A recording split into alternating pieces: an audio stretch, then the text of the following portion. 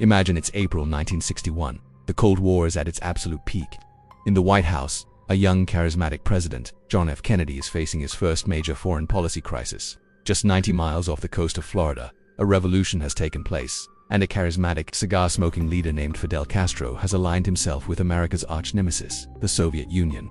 The CIA has a plan, a secret, audacious plan to topple Castro's new government. It was a plan that would go down in history not as a triumph, but as one of the most infamous fiascos in modern military history, the Bay of Pigs invasion.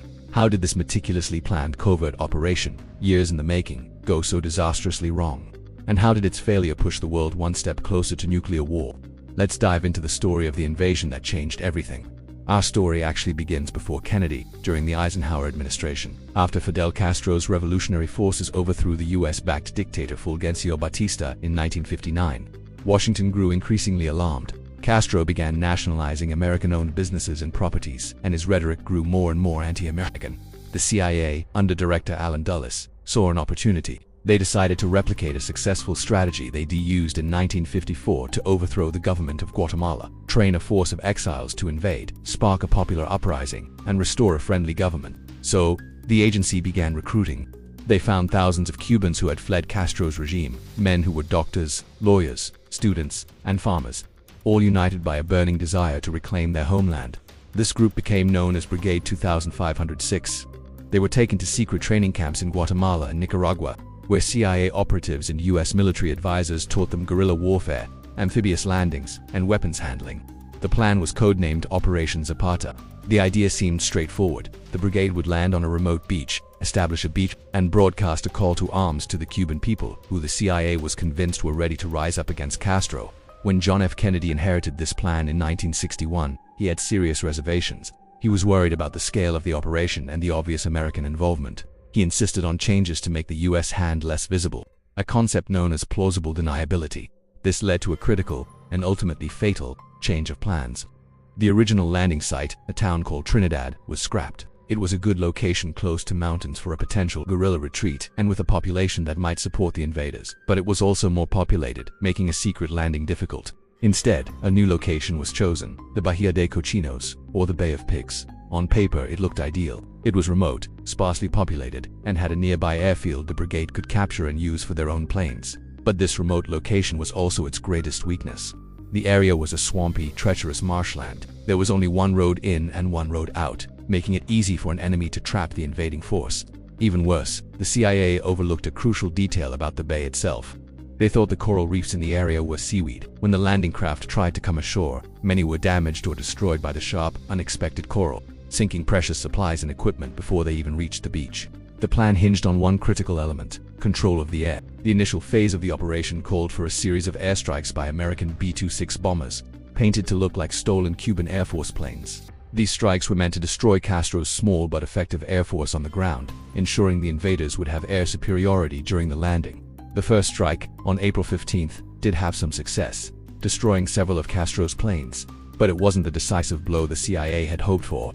Worse, the cover story immediately fell apart. When one of the B-26s had to make an emergency landing in Miami, reporters quickly noticed the plane's nose cone was metal, whereas the real Cuban B-26s had plastic ones.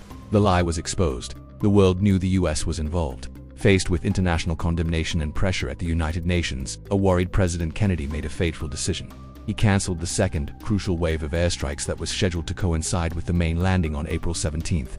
Kennedy was trying to maintain that plausible deniability, but in doing so, he effectively doomed the men on the beach. So, in the pre-dawn darkness of April 17, 1961, Brigade 2506 began their landing at Playa Girón and Playa Larga in the Bay of Pigs. Almost immediately, everything that could go wrong did go wrong. Castro, who had been tipped off about the invasion by his intelligence network, was ready. He had personally taken command of the counterattack. The invaders were met not by a welcoming population, but by local militias and thousands of Castro's regular army troops. And then there was the air. Because Kennedy had cancelled the second airstrike, Castro's remaining planes, a handful of T-33 jets, and Sea Fury fighters, were able to take to the skies. They had total control. From above, they strafed the men on the beach and, most critically, targeted their supply ships. Two of the brigade's main transport vessels, the Houston and the Rio Escondido, were sunk. The Rio Escondido was carrying most of the brigade's ammunition, communication equipment, and medical supplies. With its sinking, the invasion was effectively crippled. The men on the beach were now stranded, low on ammo, with no supplies, and no way to escape. For 3 grueling days, the roughly 1,400 men of Brigade 2,506 fought bravely against overwhelming odds. They were outnumbered more than 10 to 1. They were pinned down on the beaches, with Castro's forces closing in from the land and his planes attacking from the sky. They radioed desperate pleas for the promised U.S. air support and reinforcements, but the support never came. President Kennedy refused to authorize direct U.S. military intervention. He allowed a few unmarked U.S. jets to fly a brief combat air patrol over the bay, but it was too little, too late. The mission was a complete and utter disaster. By April 19th, it was all over. The invaders were out of ammunition and exhausted. Over 100 members of the brigade had been killed in the fighting. The remaining 1,200 were captured.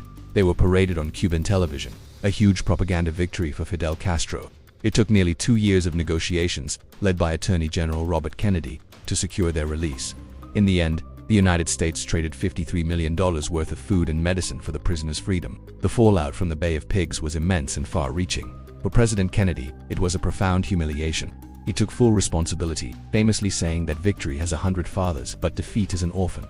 The failure taught him to be deeply skeptical of advice from the CIA and his military leaders, a lesson that would prove vital just a year and a half later during the Cuban Missile Crisis. He fired CIA Director Allen Dulles and fundamentally restructured how covert operations were approved. For Fidel Castro, the failed invasion was the greatest victory of his political life. It solidified his power within Cuba, making him a national hero who had stood up to the mighty United States and won. It also pushed him even further into the arms of the Soviet Union. Fearing another U.S. invasion, Castro agreed to a Soviet proposal to place nuclear missiles in Cuba as a deterrent. This act would directly lead to the Cuban Missile Crisis in October 1962, the 13 days when the world stood on the very brink of nuclear annihilation. The Bay of Pigs was the fuse that lit that powder keg. The invasion was a perfect storm of flawed assumptions, poor intelligence, and political indecisiveness. The CIA fundamentally misunderstood the situation in Cuba. They believed their own propaganda that the Cuban people were desperate to overthrow Castro, when in reality his popular support was still very high. The tactical planning was riddled with errors, from choosing a swampy, indefensible landing site to underestimating Castro's military, and President Kennedy's last-minute decision to cancel crucial air support, while understandable from a political perspective, was a death sentence for the mission. It was a case of trying to conduct a major military invasion on the cheap, and with one hand tied behind the back. The Bay of Pigs is more than just a failed military operation. It's a powerful lesson in the dangers of hubris and miscalculation on the world stage. It's a story of brave men sent on an impossible mission, and a young president's baptism by fire that would forever shape his leadership and the course of the Cold War. It serves as a stark reminder that even the best-laid plans can unravel with catastrophic consequences. Thanks for watching. If you found this piece of history interesting, be sure to hit that like button and subscribe for more deep dives into the events that shaped our world. Let us know in the comments what other historical events you'd like to see us cover. See you in the next video.